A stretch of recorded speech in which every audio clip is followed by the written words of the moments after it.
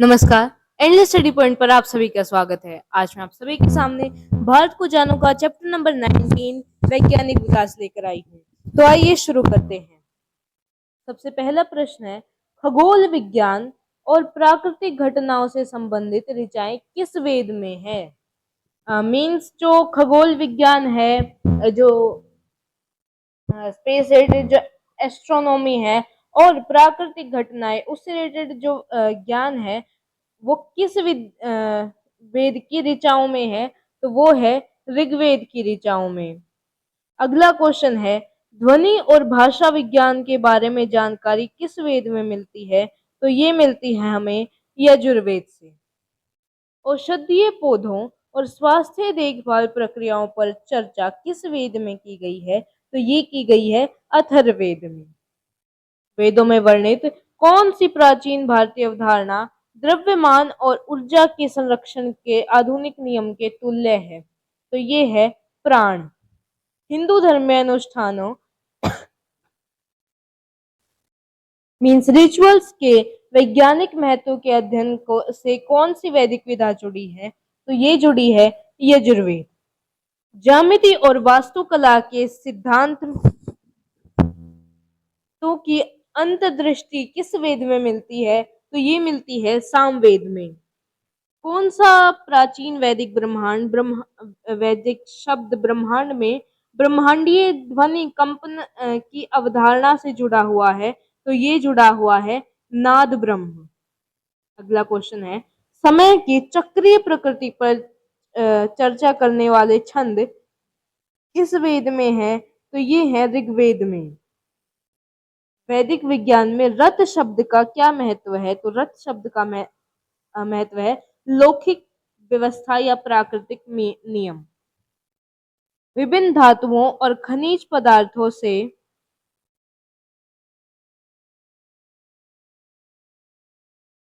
विभिन्न धातु और खनिज पदार्थों के उपयोग के बारे में ज्ञान किस वेद में वर्णित है? तो ये वर्णित है अथर्ववेद में। अगला क्वेश्चन है, कौन सा वेद बिजली और गरज सहित वायुमंडलीय घटनाओं पर अपने मंत्रों के लिए जाना जाता है? तो वो जाना जाता है ऋग्वेद। नेक्स्ट है, वैदिक विज्ञान में ब्रह्मांड में व्याप्त महत्वपूर्ण जीवन शक्ति के लिए कौन सा शब्द वर्णित है? तो वो शब्द है प्राण। अगला क्वेश्चन है, गणित विज्ञान और गणितीय प्रतीकवाद के बारे में जानकारी किस वैदिक पाठ में है? तो ये है शुलभ सूत्र, जो कि कल्प सूत्र का एक हिस्सा है। नेक्स्ट क्वेश्चन है, पतंजलि द्वारा योग विज्ञान पर सबसे महत्वपूर्ण शास्त्रीय साहित्य कौन सा है? तो ये है योग सूत्र। क्या है? योग सूत्र। नेक्स्ट क्वेश्चन है, उस वैदिक साहित्य का नाम बताइए जो कृषि और कृषि पद्धतियों के विज्ञान से संबंधित है? तो वो है ऋग्वेद। अच्छा, एक और फैक्ट है, जो ये कल्प सूत्र था ये किसने लिखा था? तो वो लिखा था आचार्य भद्रबाहु जो थे, उन्होंने ये कल्प सूत्र लिखा था। ठीक है, तो नेक्स्ट क्वेश्चन है, जल संसाधन और जल विज्ञान से संबंधित मंत्र किस वेद में है?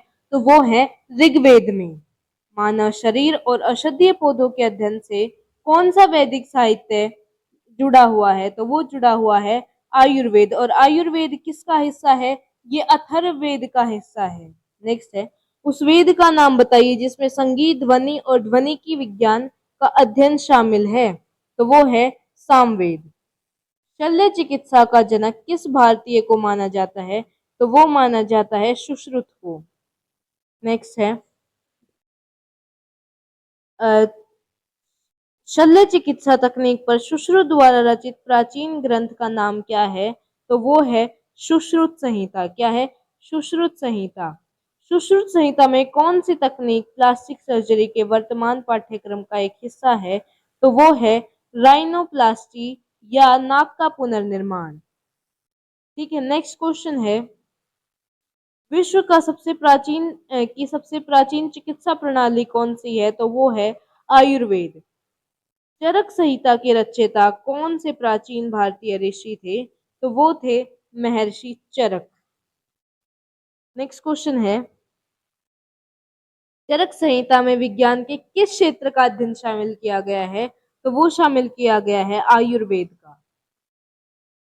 किस प्राचीन भारतीय गणितज्ञ द्वारा जया या जो साइन है इसके मान की तालिका विकसित की गई थी? तो ये की गई थी आर्यभट्ट के द्वारा। नेक्स्ट है गीतिका पद, गणित पद, काल क्रिया पद, गोल पद किस प्राचीन भारतीय ग्रंथ के प्रकरण या अध्याय हैं? तो ये हैं आर्यभट्टीय के। पाई का सन्निकट मान की गणना सर्वप्रथम किस प्राचीन भारतीय गणितज्ञ ने की थी? तो ये की थी आर्यभट्ट ने। आर्यभट्ट की अंतरिक्ष विज्ञान पद्धति के प्रमुख सिद्धांतों का विकास किस राजवंश में हुआ? तो ये हुआ था किस राजवंश के काल में हुआ? तो ये हुआ था गुप्त राजवंश के काल में। और आर्यभट्ट की अंतरिक्ष विज्ञान पद्धति को ओद आयका पद्धति के नाम से जाना जाता था। किस नाम से जाना जाता था? ओद आयका पद्धति के नाम से। नेक्स्ट क्वेश्चन है सुलभ सूत्र के प्रारंभिक रचयिता कौन थे? तो वो थे बोधायन। आधुनिक युग में पाइथागोरस प्रमेय के नाम से प्रसिद्ध गणितीय सिद्धांत का प्राचीन काल में किस भारतीय विद्वान द्वारा किया गया था? तो वो किया गया था बोधायन द्वारा। किस प्राचीन गणितज्ञ ने द्विघात समीकरण या फिर क्वाड्रिक इक्वेशन का सामान्य हल सर्वप्रथम वर्णित किया? तो वो किया था ब्रह्मगुप्त ने। शून्य के ऋणात्मक व धनात्मक संख्याओं के साथ प्रयोग का नियम सर्वप्रथम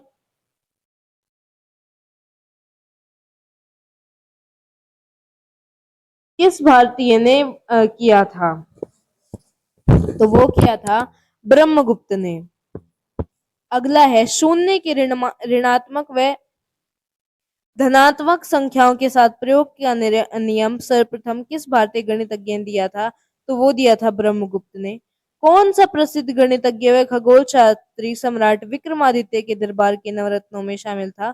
तो वो शामिल था वराहमिहिर। नेक्स्ट क्वेश्चन है वराहमिहिर विज्ञान के किस क्षेत्र में कार्य के लिए प्रसिद्ध थे? तो ये प्रसिद्ध थे खगोल विज्ञान और ज्योतिष शास्त्र के लिए।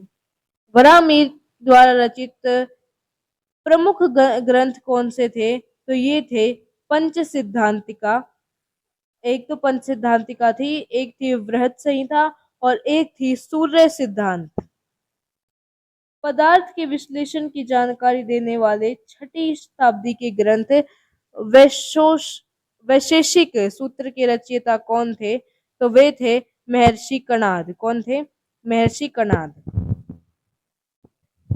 नेक्स्ट है किस प्राचीन भारतीय दार्शनिक ने स्थापित किया कि पदार्थ सूक्ष्म कणों से बना है? तो ये किया था महर्षि कणाद ने।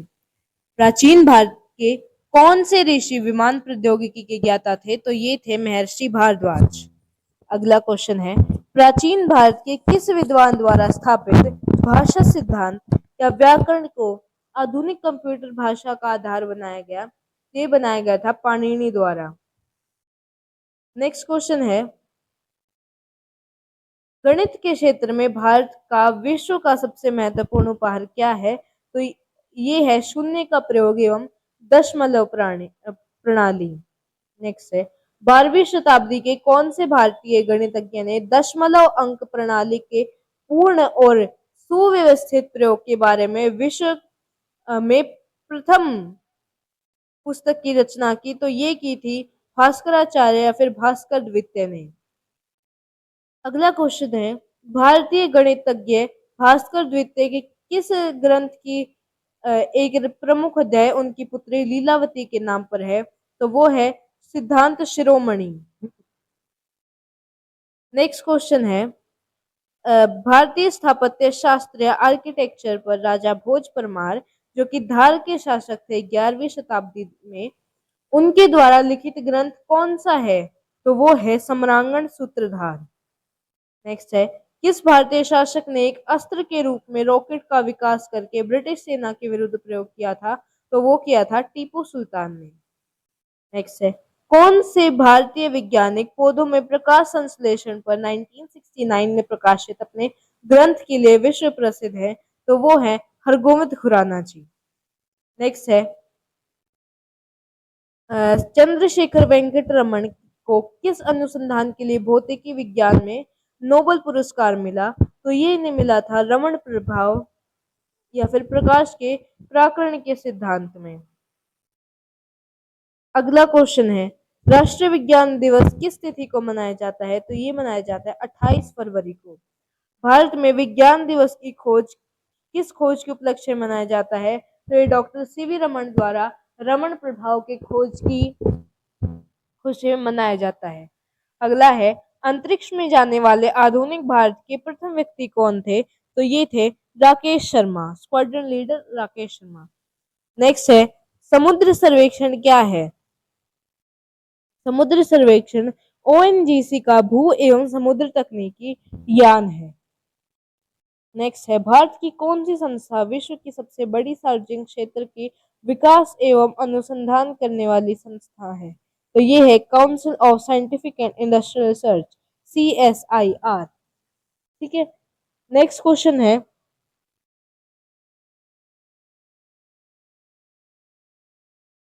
भारत में पहली बार तार या टेलीग्राफ की सुविधा किन दो स्थानों के बीच प्रारंभ हुई थी? तो ये प्रारंभ हुई थी कोलकाता एवं डायमंड हार्बर के बीच में। भारतीय अंतरिक्ष अनुसंधान संस्थान इसरो के संस्थापक किसे माना जाता है? तो वो माना जाता है डॉक्टर विक्रम साराभाई को। भारत का प्रथम अंटार्कटिका अनुसंधान अभियान किस वर्ष भेजा गया? तो ये भेजा गया था 1982 में। किस प्रसिद्ध कृषि वैज्ञानिक को भारत में हरित क्रांति का जनक माना जाता है? तो ये माना जाता है डॉक्टर MS स्वामीनाथन को। नेक्स्ट है, भारतीय पुनर्जागरण संस्थान कहाँ पर है? तो भारतीय पुनर्जागरण संस्थान देहरादून में है। नेक्स्ट क्वेश्चन है, भारत का उपग्रह प्रक्षेपण स्थल कहाँ पर है? तो ये है श्रीहरिकोटा, आंध्र प्रदेश में।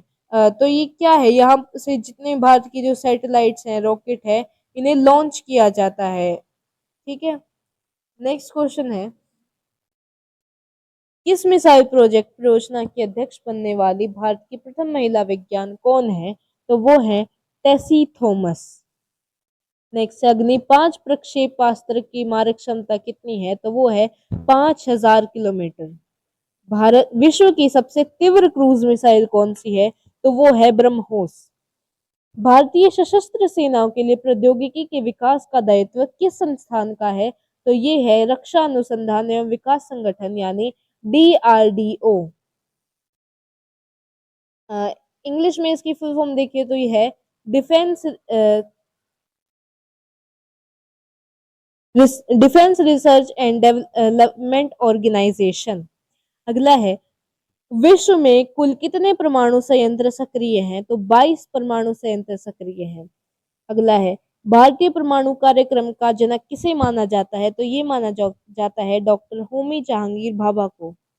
गत वर्ष में खोजा गया हिग्स बोसोन कण, जिसे ईश्वर कण भी कहा जाता है, के नाम से किस भारतीय वैज्ञानिक का नाम शामिल है? तो ये सत्येंद्रनाथ बोस का जो नाम है ये इसमें सम्मिलित है, हिग्स बोसोन कण, जिसे हम गॉड्स पार्टिकल या फिर ईश्वर कण भी कहते हैं।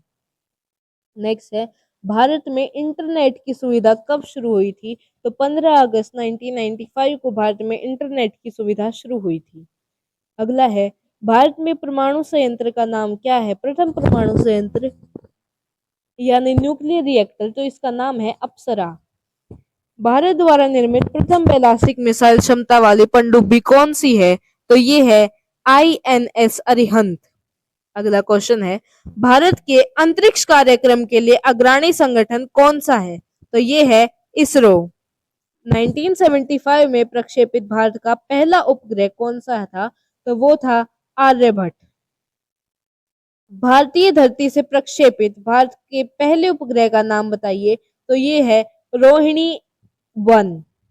नेक्स्ट है, भारत का पहला उपग्रह प्रक्षेपण यान जिसका उपयोग 1980 में रोहिणी 1 के या फिर रोहिणी 1 के उपग्रह को प्रक्षेपित करने के लिए किया गया, तो वो था SLV-3।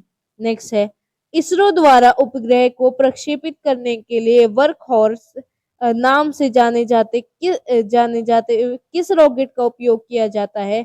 तो वो किया जाता है ध्रुवीय उपग्रह प्रक्षेपण यान यानी PSLV। ठीक है।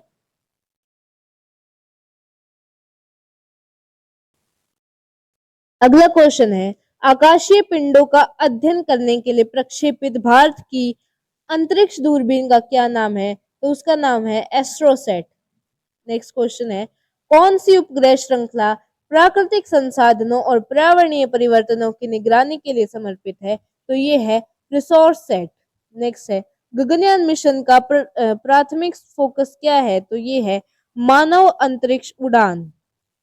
किस वर्ष में भारत ने अपना पहला संचार ग्रह APPLE यानी एप्पल लॉन्च किया था? तो ये किया था 1981 में। नेक्स्ट है, संचार के लिए मुख्य रूप से कौन सी उपग्रह श्रृंखला का उपयोग किया जाता है? तो ये किया जाता है इनसेट और जीसेट का। भारत की IRNSS श्रृंखला में कुल कितने उपग्रह प्रक्षेपित किए गए? तो ये किए गए हैं 7। अगला है, NAVIC नेविगेशन प्रणाली का प्राथमिक उद्देश्य क्या है? तो ये है क्षेत्रीय उपग्रह नेविगेशन। क्या है? क्षेत्रीय उपग्रह नेविगेशन। उस मिशन का नाम बताइए जिसका उद्देश्य सूर्य की कोरोना और बाहरी परतों का अध्ययन करना है। तो वो है आदित्य L1। अगला क्वेश्चन है, चंद्रयान को प्रक्षेपित करने के लिए किस प्रक्षेपण यान का उपयोग किया गया? तो ये किया गया है PSLV C11 का। ठीक है। नेक्स्ट क्वेश्चन है हमारा, चंद्रमा पर पानी के अणुओं को खोजने में इसरो का कौन सा मिशन सफल रहा? तो जो चंद्रयान 1 मिशन था वो इसरो का सफल रहा था। अगला है, किस रॉकेट ने 22 जुलाई 2019 को चंद्रयान 2 अंतरिक्ष यान को अपनी नियोजित कक्षा में सफलतापूर्वक लॉन्च किया? तो ये था जियो सिंक्रोनस सैटेलाइट लॉन्च व्हीकल यानी GSLV MK3 M1। अगला है, चंद्रयान 2 में कौन सी अतिरिक्त घटक शामिल है जो चंद्रयान में 1 में मौजूद नहीं था? तो ये था लैंडर विक्रम और रोवर प्रज्ञान। चंद्रयान 2 का कौन सा घटक संयंत्र अभी भी अपने प्रत्याशित जीवन काल के उपरांत भी कार्यरत है? तो ये है आर्बिटर। अगला क्वेश्चन है, चंद्रयान 3 किस तारीख को लॉन्च किया गया था? तो ये किया गया था 14 जुलाई 2023 को। चंद्रयान 3 को किस प्रक्षेपण यान द्वारा लॉन्च किया गया? तो ये लॉन्च किया गया था LVM M3M4 रॉकेट। चंद्रयान 3 ने चंद्रमा की सतह पर किस महत्वपूर्ण तत्व का पता लगाया? तो वो तत्व था सल्फर। सैन्य संचार के लिए भारत का पहला समर्पित उपग्रह कौन सा है? तो ये था GSAT-7 जो कि वर्ष 2013 में प्रक्षेपित किया गया था। अगला है, किस मिशन ने भारत के प्रथम अंतर्ग्रह ग्रहीय प्रयास को चिन्हित किया? तो वो किया था मंगलयान को। मंगलयान ने किस द्वीप को डॉक्टर APJ अब्दुल के नाम पर रखा गया? तो वो रखा गया था व्हीलर द्वीप ओडिशा में। डॉक्टर APJ अब्दुल कलाम क्यों प्रसिद्ध है? क्योंकि ये DRDO के बहुत प्रसिद्ध वैज्ञानिक थे। ये मिसाइल मैन के भी नाम से जाने जाते थे। और ये जो DRDO थे उनकी मिसाइल परीक्षण रेंज में भी थे। और इनके नाम से जो द्वीप है वो क्यों प्रसिद्ध है? क्योंकि वो DRDO की मिसाइल परीक्षण रेंज है। और ये क्यों प्रसिद्ध है वो मैंने आपको पहले बता ही दिया कि मिसाइल मैन थे, पहले साइंटिस्ट थे जो कि राष्ट्रपति बने। डॉक्टर APJ अब्दुल कलाम के बारे में अगला लेक्चर लाऊंगी जिनके उनके बारे में मैं विस्तृत रूप से बताऊंगी। अगला है, भारत की पहली स्वदेशी रूप से विकसित बैलिस्टिक मिसाइल कौन सी थी? तो वो थी पृथ्वी। एकीकृत निर्देशित प्रक्षेपास्त्र विकास कार्यक्रम IGAMDP के अंतर्गत विकासित प्रक्षेपास्त्रों की श्रृंखला का नाम बताइए? तो ये है अग्नि, त्रिशूल, आकाश और नाग। और जो नाग मिसाइल है इसे दागो और भूल जाओ की संज्ञा भी मिली हुई है। अगला है, किस मिसाइल को भारत की सामरिक मारक मिसाइल के रूप से जाना जाता है? तो वो जाना जाता है शौर्य को। 2019 में भारत द्वारा परीक्षण की गई एंटी सैटेलाइट मिसाइल का नाम बताएं? तो वो थी मिशन शक्ति। नाग मिसाइल प्रणाली की प्राथमिक भूमिका क्या है? ये टैंक रोधी युद्ध मिसाइल है। नेक्स्ट है, भारतीय वायुसेना के लिए विकसित हवा से हवा मार करने वाले मिसाइल का नाम बताइए? तो वो है अस्त्र। भारत के स्वदेशी रूप से विकसित नवीनतम लड़ाकू हेलीकॉप्टर का नाम बताइए? तो ये है HAL प्रचंड। नेक्स्ट है, हिंदुस्तान एरोनॉटिक्स लिमिटेड HAL द्वारा विकसित लाइट कॉम्बैट एयरक्राफ्ट LCA कौन सा है? तो वो है तेजस। अगला क्वेश्चन है, हिंदुस्तान एरोनॉटिक्स लिमिटेड HAL द्वारा विकसित लाइट कॉम्बैट एयरक्राफ्ट LCA कौन सा है? ये तो क्वेश्चन मैंने आपको बता दिया था, तो तेजस है। भारतीय सेना के लिए DRDO द्वारा विकसित बहुउद्देशीय रॉकेट प्रणाली का क्या नाम है? तो उसका नाम है पिनाक। पहला भारतीय मौसम उपग्रह किस तारीख को लॉन्च किया गया था? तो ये 12 सितंबर 2002 को लॉन्च किया गया था। इसका नाम था कल्पना 1 मैट या फिर मैटसेट। भारत का पहला स्वदेशी विमान कौन सा था? तो ये था मारुत, जो कि 1967 में लॉन्च किया गया था। भारत में फार्मेसी शिक्षा के जनक के रूप से किसे जाना जाता है? तो ये महादेव लाल श्रॉफ को जाना जाता है। अगला है, भारत में औपचारिक फार्मेसी पाठ्यक्रम शुरू करने वाला पहला संस्थान कौन सा था? तो ये था हिंदू विश्वविद्यालय। अगला क्वेश्चन है, भारत की पहली दवा कंपनी कौन सी थी? तो ये थी बंगाल केमिकल्स एंड फार्मास्यूटिकल्स, जो कि कोलकाता में 1901 में शुरू हुई थी। अगला है, Bengal chemicals and pharmaceuticals company की स्थापना किसके द्वारा की गई थी? तो ये की गई थी प्रफुल्ल चंद्र रे के द्वारा। धन्यवाद। अगर आपको वीडियो अच्छा लगा तो चैनल को लाइक और सब्सक्राइब करें और ऐसे ही वीडियोस के लिए जुड़े रहें हमारे चैनल के साथ। धन्यवाद।